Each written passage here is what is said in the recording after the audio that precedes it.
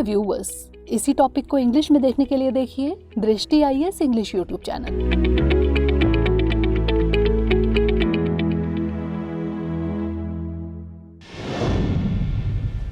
नमस्कार, दृष्टि आईएएस के टू द पॉइंट प्रोग्राम में आपका स्वागत है।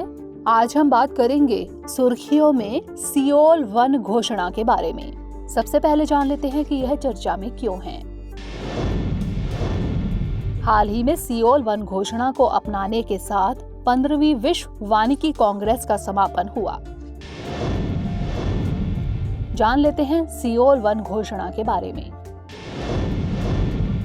सियोल 1 घोषणा दक्षिण कोरिया के सियोल में 15वीं विश्व वानिकी कांग्रेस में हुई चर्चा का परिणाम है।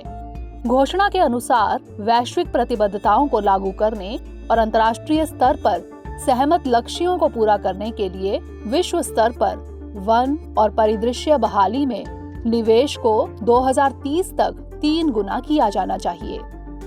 सियोल 1 घोषणा पत्र में एक हरे, स्वस्थ और अनुकूलित भविष्य की ओर ले जाने की क्षमता वाले अग्रणी क्षेत्रों की पहचान की गई है।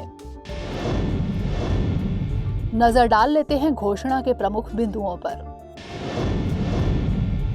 सियोल 1 घोषणा पत्र संदेश देता है कि वन हितधारक वर्तमान में दुनिया के सामने आने वाली चुनौतियों का समाधान प्रस्तुत कर सकते हैं। एक स्थायी भविष्य के लिए वनों से संबंधित जिम्मेदारी संस्थानों, क्षेत्रों और हितधारकों के बीच साझा और एकीकृत की जानी चाहिए।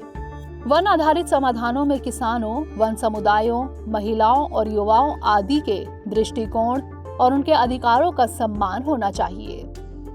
घोषणा में साक्ष्य आधारित वन और प्रभावी वन संचार को सक्षम करने के लिए नवीन प्रौद्योगिकी और तंत्र के उपयोग का भी आग्रह किया गया है।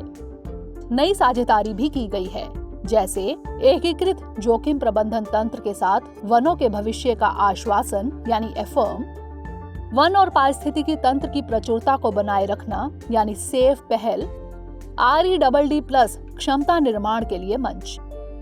घोषणा पत्र में यह भी कहा गया है कि वनों और मनुष्यों के स्वास्थ्य का आपस में गहरा संबंध है। 15वें WFC के परिणामों को UNCCC के अगले सम्मेलन में भेजा जाना चाहिए।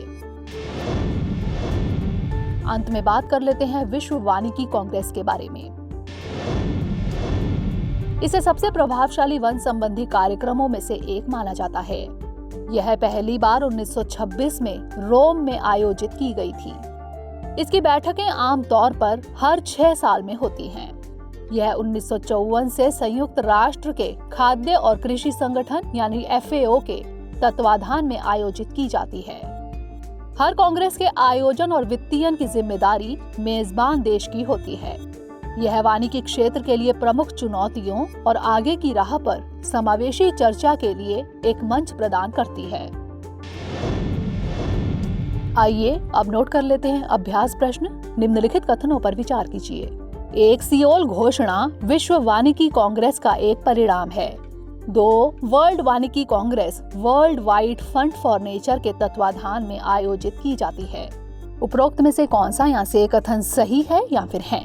केवल 1, केवल 2, 1 और 2 दोनों, या फिर ना तो 1 और ना ही 2? इसका उत्तर हमें कमेंट सेक्शन में जरूर भेजिएगा।